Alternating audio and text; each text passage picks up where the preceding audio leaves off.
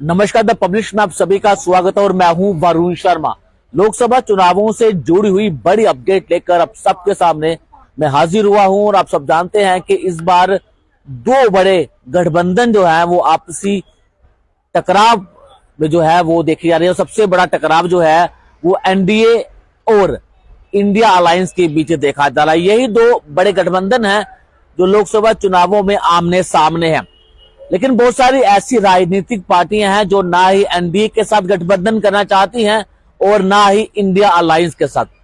और वहीं जम्मू कश्मीर की बात की जाए तो जम्मू कश्मीर में भी ऐसी बड़ी सारी राजनीतिक पार्टियां हैं जो ना ही एनडीए के साथ जाना चाहती हैं और ना ही इंडिया गठबंधन के साथ। अब वही पार्टियां जो हैं वो आपस में गठबंधन करना चाहती है, जिसमें गुलाम नबी आजाद की डेमोक्रेटिक प्रोग्रेसिव आजाद पार्टी, सज्जाद लोन की पीपल कॉन्फ्रेंस और अल्ताफ बुखारी की जम्मू कश्मीर अपनी पार्टी जो है वो आने वाले समय में गठबंधन कर सकती है। यानी कि ये तीन पॉलिटिकल पार्टीज जो हैं वो लोकसभा चुनावों में गठबंधन करना चाहती हैं और इसकी जानकारी खुद डेमोक्रेटिक प्रोग्रेसिव आजाद पार्टी के चीफ स्पोक्सपर्सन सलमान निजामी ने एक निजी चैनल को इंटरव्यू में ये बताया है कि आपस में इनकी बातचीत चल रही हो। आने वाले समय में ये तय किया जाएगा कि क्या ये तीनों पॉलिटिकल पार्टीज अपने साथ गठबंधन कर सकती हैं, क्योंकि ये तीनों पार्टियां जो हैं वो ना ही एनडीए के साथ हैं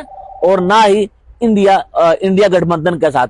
हालांकि अल्ताफ बुखारी की जम्मू कश्मीर अपनी पार्टी को भाजपा की बी टीम भी कहा जाता है और गुलाम नबी आजाद का भी नाम जो है वो भाजपा के साथ कहीं ना कहीं जोड़ा जाता है। और ऐसी कौन सी पार्टी है जो गुलाम नबी आजाद की पार्टी को या फिर सैयद अल्ताफ बुखारी की पार्टी को भाजपा के साथ करती हैं? ये कांग्रेस है। यानी कि ये इंडिया अलायंस के साथ नहीं है और ना ही एनडीए के साथ है। लेकिन ये तीनों पॉलिटिकल पार्टी जो हैं वो आने वाले समय में गठबंधन कर सकती हैं।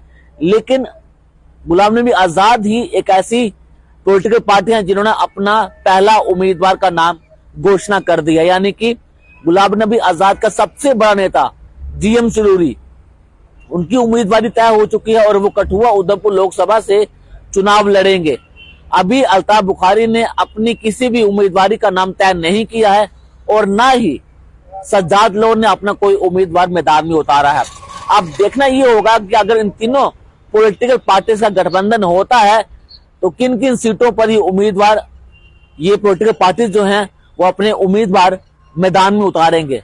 लेकिन वही कांग्रेस की बात की जाए तो कांग्रेस ने भी अपना कोई भी उम्मीदवार अभी जम्मू कश्मीर में नहीं उतारा। लेकिन चौधरी लाल सिंह की बात की जाए तो उनका नाम सबसे आगे चल रहा है कठुआ उधमपुर लोकसभा सीट से। हालांकि अभी लाल सिंह ने कांग्रेस का दामन नहीं थामा, लेकिन सोर्सेज के हवालों से खबर है कि चौधरी लाल सिंह कुछ ही समय के बाद कांग्रेस ज्वाइन कर सकते हैं और उनकी घर वापसी हो सकती है।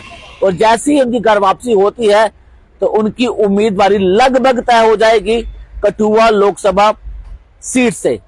लेकिन अभी फिलहाल भाजपा की बात की जाए तो भाजपा ने दो उम्मीदवार जम्मू से उतार दी हैं, जिनमें जुगल किशोर शर्मा जम्मू रियासी लोकसभा सीट से और डॉक्टर जितेंद्र सिंह कठुआ उधमपुर लोकसभा सीट से इनकी उम्मीदवारी तय हो चुकी है और तीसरी बार ये लोकसभा के चुनाव लड़ेंगे। और दावा यह भी किया जा रहा है ये दोनों नेता जो हैं वो एक बार फिर से जीत हासिल करेंगे और जीत की हैट्रिक लगाने वाले। लेकिन इन नेताओं को हराने के लिए, इन सिटिंग एमपीज को हराने के लिए तमाम विपक्षी पार्टियां जो हैं वो एकजुट हो चुकी हैं। कांग्रेस की बात की जाए तो कांग्रेस ने एक इंडिया अलायंस बनाया हुआ है जिसमें नेशनल कॉन्फ्रेंस, पीडीपी और कांग्रेस, ये तीन ऐसी पॉलिटिकल पार्टी हैं जो एक साथ चुनाव लड़ेंगी। और एनडीए की बात की जाए तो जम्मू कश्मीर में बीजेपी सिर्फ और सिर्फ अपने दम पर ही चुनाव लड़ेगी।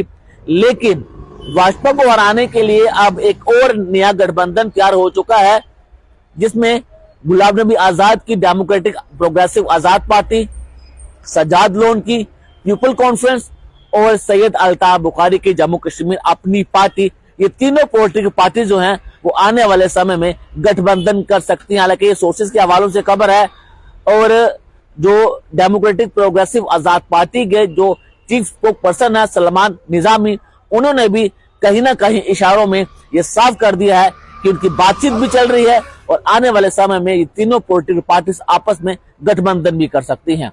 कमेंट बॉक्स में अपनी राय जरूर रखें। धन्यवाद।